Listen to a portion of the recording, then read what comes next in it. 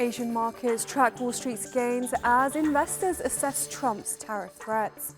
Thousands of civil service jobs could be cut in the UK as part of spending reductions, sparking union concerns over the impact on the economy. And Nigerian youths are dancing, laughing and hustling their way onto the world stage through creative online content. Hello, I'm Taiba Aydin with the latest business and finance news here on TRT World.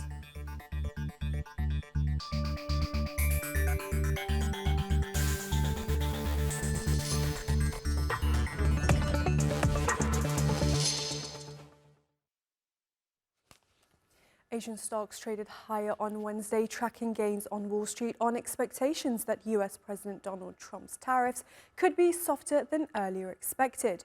Hong Kong's Hang Seng Index rose as much as 0.75%, reversing Tuesday's losses, while mainland China's CSI 300 traded flat. The Hang Seng Tech Index, which tracks the 30 largest technology companies listed in Hong Kong, is 0.84% higher, following a near 4% plunge the previous session. Japan's Nikkei 225 rose 0.63%, while the Topix added 0.39%. South Korea's Kospi climbed 0.38%, and the small cap Kosdaq traded 0.28% lower. Australia's S&P 200 opened 0.71% higher, while Thailand's SET index rose 0.4% after the country's prime minister survived a confidence vote. Overnight in the US, all three major averages closed higher as traders received some flexibility from the White House after Trump said on Monday that not all levies would come on the 2nd of April deadline, and some countries would get breaks. And for more on this, we're joined by Josh Mahoney in London. He's Chief Market Analyst at Scope Markets. Good to have you with us, Josh. Now, we saw quite the sell-off on Tuesday across Asian markets. So what's changed since then? Yeah, I mean, look, we did see some profit taking, and notably we've seen a number of key themes that have really played into the strength within Asia. Most notably China, of course, with the Hang Seng really outperforming. It started off with the DeepSeek news, and suddenly the AI story wasn't a US monopoly. Then we started to talk about more stimulus coming on the line. People started to reallocate away from the US as we saw jitters around the US direction of travel, but not necessarily so much elsewhere. But now, as we get closer to that tariff deadline, it's likely that we're going to see exactly what we're seeing at the moment. One day we see optimism, the next day we see pessimism. And ultimately, I think we need to get used to this volatility because it's probably here to stay until we get some sort of clarity over exactly what the status quo will be. Because, of course, the enacting of tariffs from the US, maybe it's not as bad as we think. Maybe it is. So there's uncertainty on that. And there's also uncertainty on how these countries are going to respond in kind. Right now, investors seem to be hopeful of a softer approach from President Trump, but he's also threatened tariffs on countries that buy oil and gas from Venezuela. What impact could this have on the oil market? Right, so Venezuela exported 660,000 barrels worth of oil last year. Ultimately, if you're looking at which countries could be hit by this, the US is actually one of the biggest buyers of Venezuelan oil, believe it or not. But aside from that, you're looking at China, India, Italy and Spain. But ultimately, this is a negotiation tactic where it seems to be he has been trying to push people back from the US into countries within Central and South America. And Venezuela apparently aren't having it. So this is a tactic that you would think will probably, given the severity of this tactic, will probably work, considering he's talking about tens of thousands of people. Most likely they'll ultimately bow and that they'll give in to these demands, and soon enough they'll be able to return some of these people, and instead they remove it. But for the time being, it seems like a very hardline tactic. But that really is apparent of many of his initial policies that you've seen since Donald Trump's come into the White House. He's certainly taking no prisoners, and when he wants something, he's going to push hard to get it. And looking at the US economy, consumer confidence has hit a 12-year low. Give us a sense of the current economic climate there at the moment. Yeah, I mean, look, it's been an interesting few months because when Donald Trump came into power, we saw equity markets rallying, this optimism around this business-centric president coming in and what he's going to do for the economy. But with the severity of the measures that he's implemented and the fact that seemingly he doesn't seem swayed by the stock market's declines. So you're now starting to see that impact on some of the metrics that highlight the direction of travel for the economy. Consumer confidence is probably one of the early ones because it's talking about how do people feel. It doesn't necessarily mean that people are losing their jobs or people are going out and spending that much less, but ultimately it leads to those activities. So you can see present situation weakest since September 2024, expectations of the economy weakest since July 2022. We also came off the back of both the Richmond Fed Manufacturing Survey and the Philly Fed Manufacturing Survey at the lowest level since December of last year. So we're starting to see those tentative signs of the US economy rolling over at a time when, of course, people have been worrying about the direction of travel for the US economy and whether it could ultimately lead to a recession. All right, and we will have to leave it there. Josh Mahoney, Chief Market Analyst at Scope Markets, thank you very much for being with us.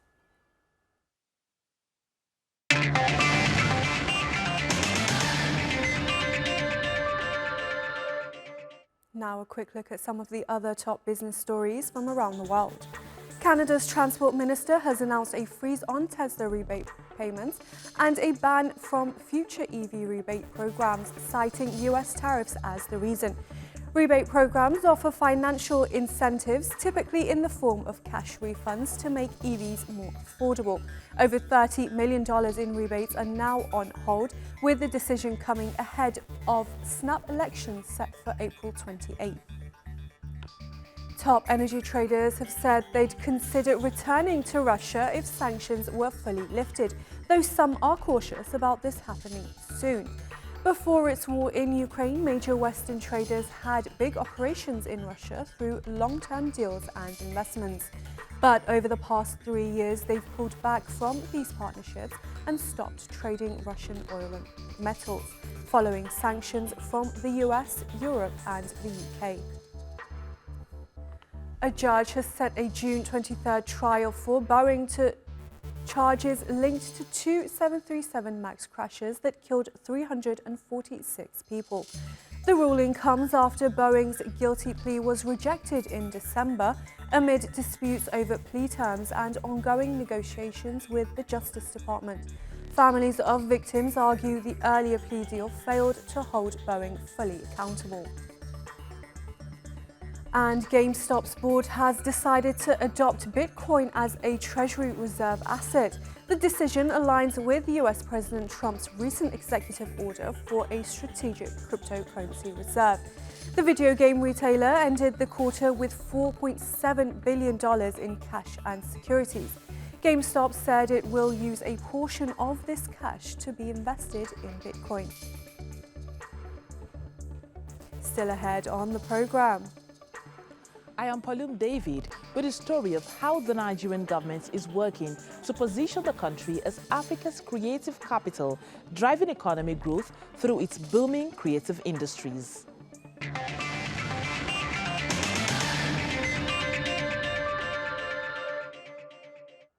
Making money online is encouraging more Nigerians to explore careers in content creation.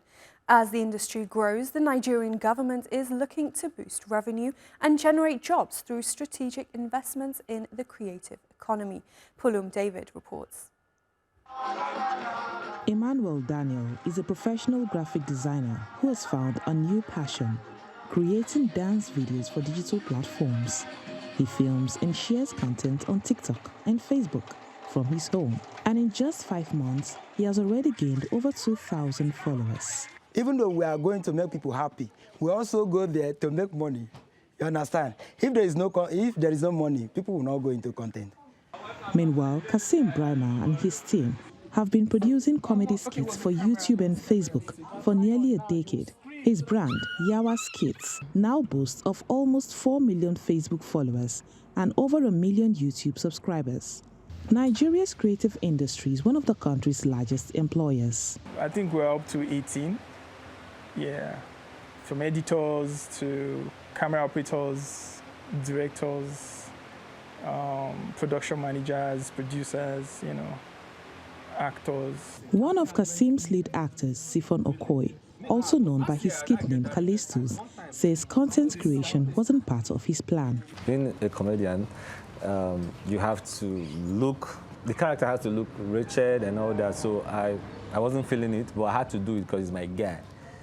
And the experiment blew up, and calls there, and it felt different. I liked it. I'm like, oh, feels good. Digital platforms are transforming creative expression into profitable ventures while providing alternatives to youth unemployment in Nigeria.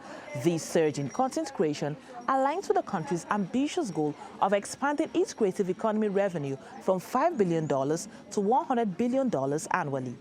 Last year, we recognized that the creative economy took its biggest leap and contributed over $1 billion, about $1.6 billion to Nigeria's GDP. However, it's very hard to track what content creation's specific contribution to that number is. This is because content creation is mostly done by informal and unregistered individuals and not businesses. Despite this, the government has plans to develop the sector so that they can capitalize on reaching the more than 5 billion social media users globally. What we want to be able to do is recognize and identify the areas that we would help to develop the environment for them, and not necessarily force anyone to be formalized or registered businesses. Just really make everyone be able to do what they want to do here in Nigeria, and provide them the tools, the access that they need, the environment, the studios. So that rising creators like Emmanuel will have more reasons to smile and dance. Palum David, TRT World, Abuja. We're joined now by Mukhtar Mohammed, an international finance and economic analyst in Lagos, Nigeria. Good to have you with us, Mukhtar. Now, content creation is a fairly new sector. How do you see this opening up new opportunities for young Nigerians, especially in terms of employment and income? Thank you for having me. Let's talk about the employment. I think it has provided employment, especially for the downtrodden Nigeria, the very poor Nigeria. Even from that video, you could see that most of those content creation are coming from the poor neighborhoods in Nigeria. So that has become a means of employment, and in turn, again, creating income. To tell you how big this creative industry is, of recent, the Nigeria Bureau of Statistics have to rebase the Nigerian economy just because of this sector was not had it the last time that we had a rebasing. And just like the special assistant said, it created over almost 100 billion in terms of income to Nigeria. But the one that is really interesting is because of the employment that it has created to millions of Nigerians. It's now becoming a cause of habit, because even my own daughter is telling me that she wants to be a content creator. That's how far it has gone to now. And what are some of the biggest challenges that young creators are facing in trying to turn this into a sustainable career? Well, I think the biggest challenge they have is in terms of infrastructure. I mean, you know, this is a country that so much don't have so much in terms of power, and so they have to try to generate that themselves. They also have to look at copyright infringement. That's also a big problem they are going through, providing that copyright infringement, and that has not really helped. But I think the greatest problem has been in terms of provision, in terms of infrastructure. When you talk of power and how this, they can also use it to grow. In terms of equipment, yes, that should have been a challenge, but like it's called creativity. So they've used a lot of, because of the mobile phone and everything, they've been able to be creative in that. But the major challenge they still face is in the area of infrastructure and intellectual property protection. Right, and how do you think government or private initiatives could help in this case? I think government is doing a lot through the Minister for Digital Economy. I think they are beginning to see that sector as a sector that can provide jobs to over 1 million Nigerians. And so the government is doing that. The current Minister of the Digital Economy is doing a lot in that space, because he also was part of those people that come up with the digital, he was a big player in that space. So we are seeing government coming in. The private sector has been one of the key drivers of this content creator space, because again, they are the one that provide the opportunity for them to exhibit their their talent, and that in terms of bringing shows, in terms of hosting a lot of things that these have helped also. But I think the government itself will have helped also, like I said, in the area of in the area of creating that enabling environment for them to strive. Right, a lot of opportunities indeed. Mukhtar Mohammed in Lagos, thank you very much for being with us. Thank you for having me. Electric tricycles are more than just a way of getting about in rural Zimbabwe. They provide opportunities for people to earn income and respect, especially women, as Lara Kulachastan reports. In Zimbabwe, three wheels are changing lives. These electric tricycles, powered by solar-charged batteries, each one costs around $15 a month through a lease-to-own programs. They're built for rough, rural roads and can carry nearly 450 kilograms. We are providing rural communities with affordable transport solutions, especially to women. The tricycle has just improved the last mile mobility because most of the women couldn't get to the markets on time and they couldn't afford some of the transport costs that were being charged to hire a vehicle to go to the market. Electric tricycles are used by women in Zimbabwe to carry goods, get to market, and earn a living. They receive training on how to drive safely, and changing the battery after 100 kilometers costs just $1. Women who used to be housewives can now earn up to $300 a month. That's on par with government salaries. My husband now relies on me to cover most household expenses, from groceries including school fees for our children and buying furniture. Before, I could not do it, but thanks to this tricycle, I can now also chip in and help. Across the village, others are also seeing the benefit of three-wheel travel. Farmers now get their products to market faster. Health workers reach patients quicker. These tricycles have improved last-mile mobility, especially where transport costs were too high.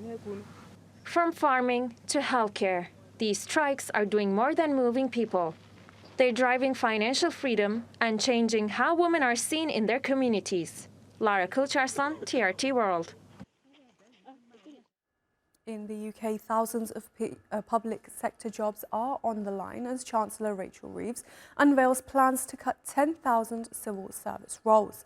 The move is part of a wider effort to reduce government spending, but unions warn of serious consequences for public services. Tulay Kalyon Haznederoğlu has more. So let's just show the headline. UK Finance Minister Rachel Reeves has confirmed plans to reduce civil service workforce by 10,000. She says these reductions will primarily affect back office roles, relocating resources to frontline services in healthcare, education and policing. And it is not like this in most other comparable countries, where spending on these benefits since the pandemic is either stable or falling, whilst ours continues to inexorably rise. This is the legacy of 14 years of Tory failure. And today, Mr. Speaker, we say no more. But unions are pushing back, arguing that these cuts will disrupt essential government functions. The timing of these cuts is also significant, as the British people are feeling increasingly pessimistic about the state of the economy. According to a survey by KPMG, 58% of people said they believe the economy is worsening. As many as 43% of consumers said they were reducing their spending on everyday items. Just 1 in 10 believes growth is improving. Is a female chancellor. And more spending reductions are expected as Reeves prepares to present the spring statement. While the government says these measures are necessary for stability, opposition parties disagree. And with uncertainty looming, the impact of these cuts remains to be seen. Tulay Kalyon Haznederoğlu, TRT World, London. Meanwhile, UK inflation has eased more than expected in February, offering a boost to Chancellor Rachel Reeves just hours before her spring statement.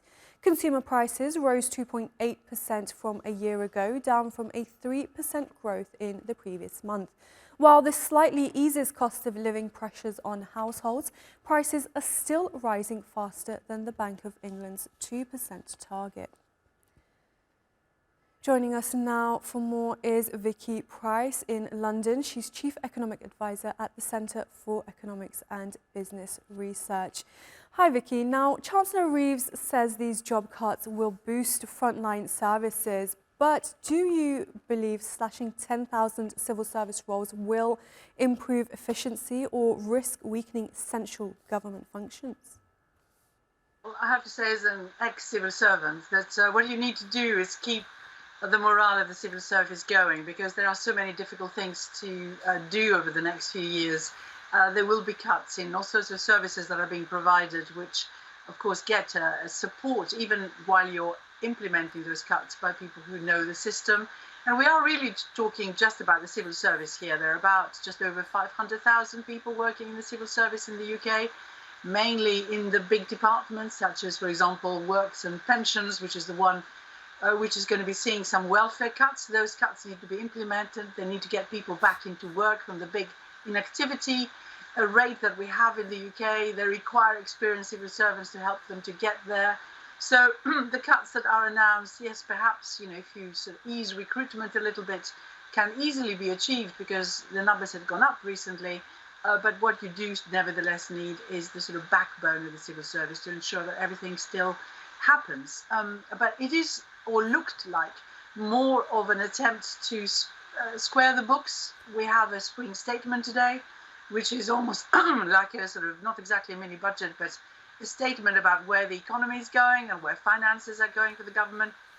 And looking ahead over the next years of the parliament until the end and the new elections, what Rachel Reeves, the Chancellor, wants to achieve is the fiscal rules being met, which she has set herself. And if it looks like spending might be considerably higher by the end of the period, then something needs to give. So civil servants seem to be an easy target. It's difficult to achieve, frankly, and there is a real question about the level of service that is at present coming out to particular areas of the public service and the public sector, and therefore need to be looked at very carefully. Right, and you mentioned that spring statement, which will be out in just a few hours. So with more tax hikes and spending cuts expected, what are your expectations for that? There is going to be a new forecast coming out by the Office for Budget Responsibility. This is an independent body that assesses the state of the economy and public finances. And it's probably going to have reduced the growth in the economy quite substantially. I think we expected something like 2% growth for 2025. It could be closer to 1% according to the latest forecast. Everyone has been downgrading the forecast anyway. The geopolitical environment is getting worse. Tariffs are a worry as well. And also, of course, the government needs to spend a lot more on defence. So they're going to be looking at whether some of the fiscal projections that had been made earlier are still sustainable. When you look at the fact that an awful lot more needs to be spent on defence. Yes, there's been some movement around from international aid into defence, but it's probably not going to be enough. So the economy, is looking a little bit less sort of safe over the next few years. And I think what the Chancellor is probably going to try and do today is inject a little bit more optimism despite the worsening figures. So we'll see if she's managing to achieve that, because what you need is more investment and therefore more growth in the economy, and that's absolutely needs to be given rather a little boost today. And the question is, will she be able to do that? All right, Vicky Price from the Centre for Economics and Business Research. We will have to leave it there. Thank you very much for joining us. Thank you. And that's all your business news for now. Thanks for watching.